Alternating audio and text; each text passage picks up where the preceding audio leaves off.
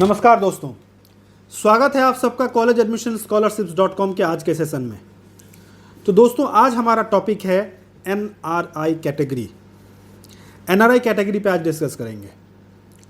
तो दोस्तों, बहुत सारी क्वेरीज जो हमारे एनआरआई क्लाइंट्स हैं, जो एनआरआई स्पॉन्सर्ड सर्टिफिकेट जिनके पास है, जो एनआरआई स्पॉन्सर्ड हैं, वो जानना चाहते हैं कि एनआरआई कैटेगरी के लिए क्या प्रोसेस होता है।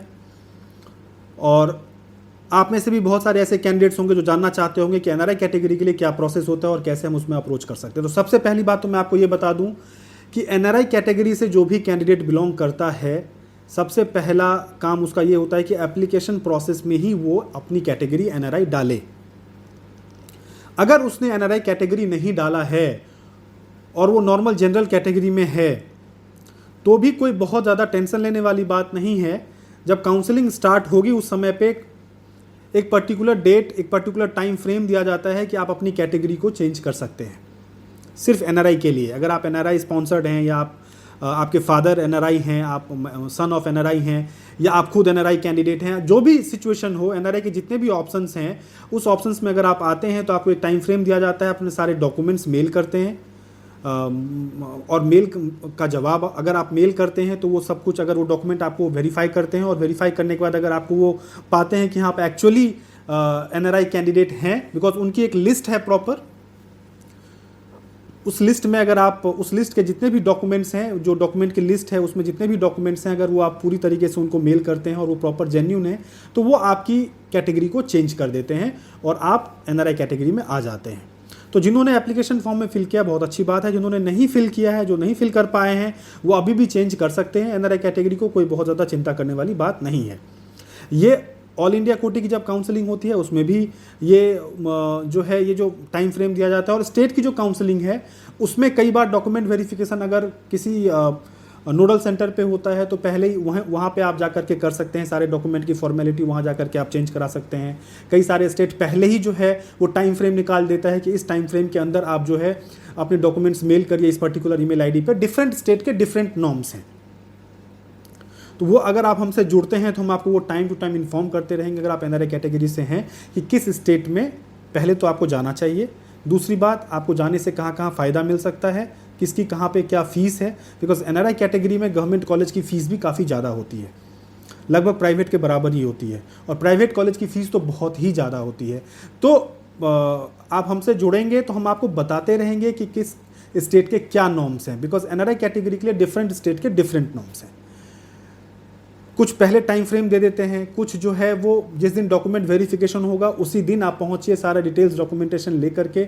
जो फॉर्म फिल करना है उसमें आप मेंशन कर दीजिए, जब रजिस्ट्रेशन होता है उसमें आप मेंशन कर दीजिए कि आप एनआरआई कैटेगरी से हैं। और जिस दिन डॉक्यूमेंट वेरिफिकेशन के लिए आपको बुलाया जाएगा, वहाँ जाकर के आप सारे डॉक्यूमेंट्स लेकर के जाइए और वो डॉक्यूमेंट वेरीफाई करेंगे। इंस्टेंटली आपको बता देंगे सारा डॉक्यूमेंट वेरीफाई करके। और जब एलिजिबिलिटी लिस्ट आएगी उसमें अगर आपका नाम है, यानी आप चॉइस फिलिंग कर सकते हैं, नाम नहीं है तो आप चॉइस फिलिंग नहीं कर सकते हैं।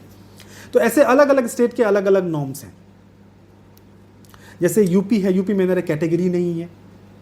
और पंजाब है, पंजाब में एनआरआई कैटेगरी है। गुजरात है, उसमें एनआरआई कैटेगरी है। महाराष्ट्र में एनआरआई कैटेगरी है। राजस्थान में एनआरआई कैटेगरी है। और ऐसे बहुत सारे स्टेट्स हैं जहां पे एनआरआई कैटेगरी है।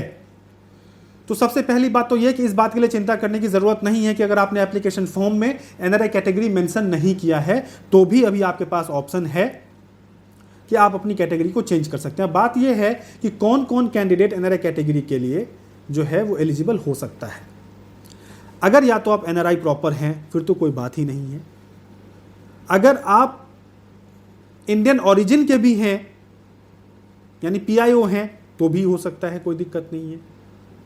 इससे अलग अगर आपके नाना, आपके मामा, आपकी मौसी, यानी कोई भी ब्लड रिलेशन, आपके चाचा, यानी जो भी आपके ब्लड रिलेशन में हैं, आपके ब्रदर, आपके सिस्टर, आपके अपने मैटरनल अंकल या आपके अपने फादरली जो रिलेशन में हैं, यानी कि आपकी बुआ, अपनी बुआ, तो ये जो रिलेशनशिप्स हैं, ब्लड रिलेशनशिप्स, यानी आपके दादा, आपके नाना, आपके अपने मामा, आपके अपनी मौसी, यानी ये जो अपने ब्लड रिलेशंस हैं, इस ब्लड रिलेशंस में अगर आप मतलब कोई भी आपके रिलेटिव जो है वो अब्रॉड रहते हैं और वो आपको स्पॉन्सर करने के लिए, आपकी श्योरिटी लेने के लिए, आपकी गारंटी लेने के लिए तैयार हो जाते हैं, आपकी फ़ीस भरने के लिए तैयार हो जाते हैं, इन दैट केस आप एनआरआई कैटेगरी के लिए अप्लाई कर सकते हैं।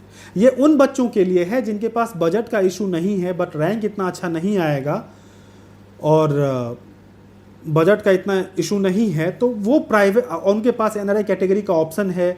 उनके कोई रिलेटिव, ब्लड रिलेशन में जो रिलेटिव हैं वो अगर रहते हैं अब्रॉड में, तो वो प्राइवेट कॉलेज की फीस में गवर्नमेंट कॉलेज उनको मिल सकता है। अगर उनका रैंक ठीक ठाक भी है, 50,000 60,000 के आसपास भी उनका रैंक है, 70,000 के आसपास भी उनका रैंक है, तो भी उनको एक डिसेंट गवर्नमेंट कॉलेज भी मिल सकता है, वो भी मेजर क्लिनिकल ब्रांच में। तो ये डिपेंड करता है कि आप जो है वो कैसे काउंसलिंग को अप्रोच करते हैं। आपके पास में हर स्टेट के एनआरआई कैटेगरी के बारे में जानकारी है कि नहीं है। अगर आपके पास में हर स्टेट के एनआरआई कैटेगरी के बारे में जानकारी नहीं है, तो आपको पता ही नहीं चलेगा कि किस टाइम पे रजिस्ट्रेशन करना है एनआरआई कैटेगरी के लिए, किस टाइम पे जो है वो डॉक्यूमेंट वेरिफिकेशन है। बिकॉज डॉक्यूमेंट वेरिफिकेशन के लिए भी अलग अलग दिन अलग अलग कैटेगरी वाले लोगों को बुलाया जाता है। अगर आपने जनरल में फिल किया है तो आपको अलग दिन बुलाया जाएगा, अगर आपने एनआरआई कैटेगरी में फिल किया है तो आपको अलग दिन बुलाया जाएगा। तो इन सारी चीज़ों के लिए आपके पास में जानकारी होना बहुत ज़रूरी है। तो अगर आपके पास बजट का इशू नहीं है और आप प्राइवेट कॉलेज देख रहे हैं और आपके कोई रिलेटिव एनआरआई हैं और वो आपको स्पॉन्सर कर सकते हैं, या आप ये कह लीजिए कि आप खुद ही अपनी फीस भरेंगे, बट एक श्योरिटी लेने के लिए, एक गारंटी लेने के लिए, जो है स्पॉन्सर करने के लिए ऑन पेपर आपके एक रिलेटिव हैं आपके पास में जो कि अब्रॉड में रहते हैं, तो आप एनआरआई कैटेगरी का बेनिफिट ले सकते हैं। बहुत सारे ऐसे प्राइवेट कॉलेज भी हैं जिनकी फ़ीस बहुत ज़्यादा नहीं है एनआरआई कैटेगरी में। तो अगर आपका जो रैंक है वो